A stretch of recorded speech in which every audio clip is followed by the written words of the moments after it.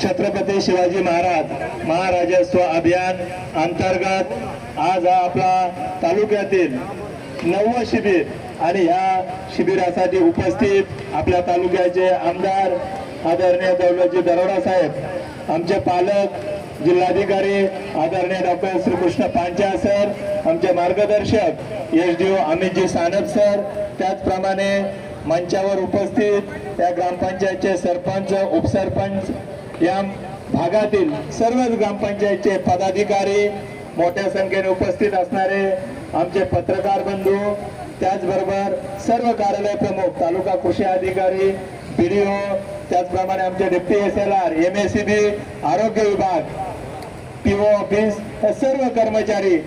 यांचं मी प्रथमतः आणि ज्यांच्यासाठी हा आपण कार्यक्रम आयोजित केलेला आहे ते सर्व या भागातील नागरिक यांचे मी प्रथमतः सर्वांचे या ठिकाणी स्वागत करतो।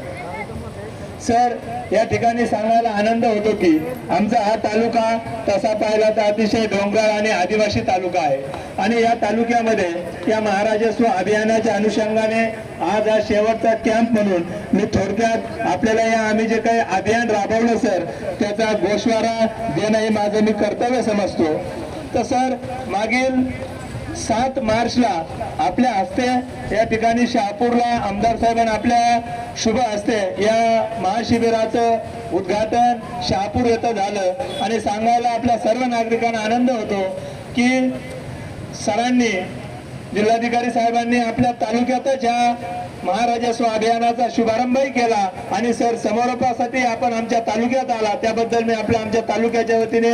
आभार व्यक्त करतो। सर, मागील 9 शिबिरामध्ये 8 शिबिर आतापर्यंत पार पडले, वेगवेगळ्या 30 प्रकारच्या योजनांमध्ये आजपर्यंत आम्ही 11,955 लाभार्थ्यांना या ठिकाणी वैयक्तिक स्वरूपाचा लाभ, विविध दाखले असतील, कृषीच्या योजना असतील, आदिवासी विकास विभागाच्या योजना असतील, त्या ठिकाणी या शिबिराच्या माध्यमातून तात्काळ उपलब्ध करून दिलेले आहेत। सर, त्याबरोबरच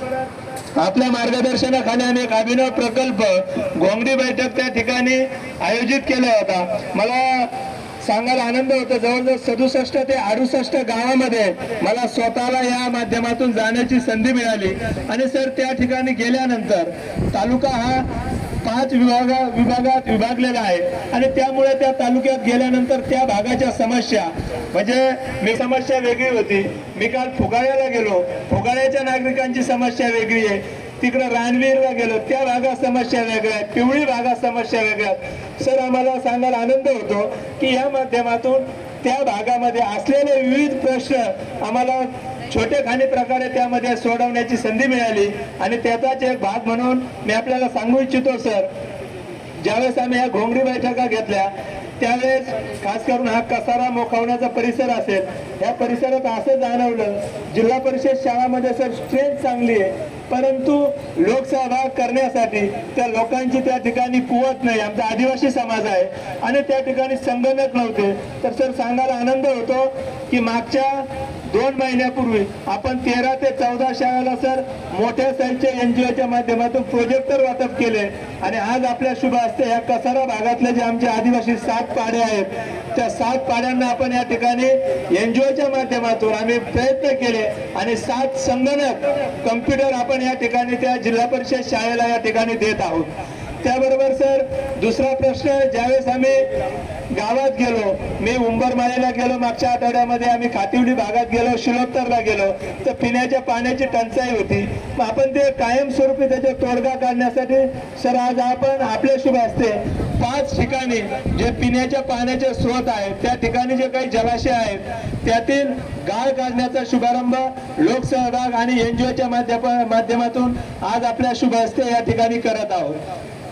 सांगण्यासारखं खूप आहे सर। एक तर या महाराजस्व अभियानाची फलनिष्पत्ती जर आमच्यासाठी सांगायची झाली तर आम्ही योजना तर दिल्या पण निश्चित सर गावोगाव आमचे मंडळ अधिकारी असतील, नायब तहसीलदार असतील, मी स्वतः असेल, आम्ही गावात गेल्यामुळे जे नागरिक आणि शासन किंवा जे प्रशासन आहे याच्यामध्ये एक सर विश्वासाचं नातं त्या ठिकाणी निर्माण झालं. काल मी वाशाळ्याला गेलतो, आज त्या ठिकाणचे नागरिक असतील, मी काल फोगाळ्याला गेलो, अतिशय आनंदाचं वातावरण. म्हणजे त्या नागरिकांना सर आपण काय देतोय याच्यापेक्षा तुम्ही आमच्या दारापर्यंत आलात याचा आनंद त्यांच्यावर चेहऱ्यावर होता. आणि निश्चितपणाने सर ह्या महाराजस्व अभियानाच्या माध्यमातून आपल्या मार्गदर्शनाखाली चांगलं काम करण्याचा प्रयत्न आमच्या सर्वच विभाग प्रमुखांनी, तालुक्यातील सर्व विभाग प्रमुखांनी चांगल्या प्रकारे केला. आणि आपल्या मार्गदर्शनाखाली मला वाटतं निश्चितपणे आम्ही त्याच्यात थोडं का होईना यशस्वी झालो. आणि मी आपल्याला आश्वस्त करू इच्छितो, हा आपलं शिबिर शेवटचं नसून आपण ज्या ज्या वेळी, मी गावागावी गेल्यानंतर मला डिमांड आली, काल वाशाळ्याचे लोक म्हणले आमच्या भागात एक घ्या, ते शेवटचं शिबिर नसून आपली ज्या ज्या ठिकाणी डिमांड आहे पुन्हा आपण त्या भागामध्ये असेच चांगल्या प्रकारचे शिबिरं घेऊ, लोकांना त्या ठिकाणी जास्तीत जास्त लाभ देण्याचा प्रयत्न करू एवढे आश्वासन देतो. आणि माझं प्रास्ताविक भाषण या ठिकाणी थांबवतो. धन्यवाद.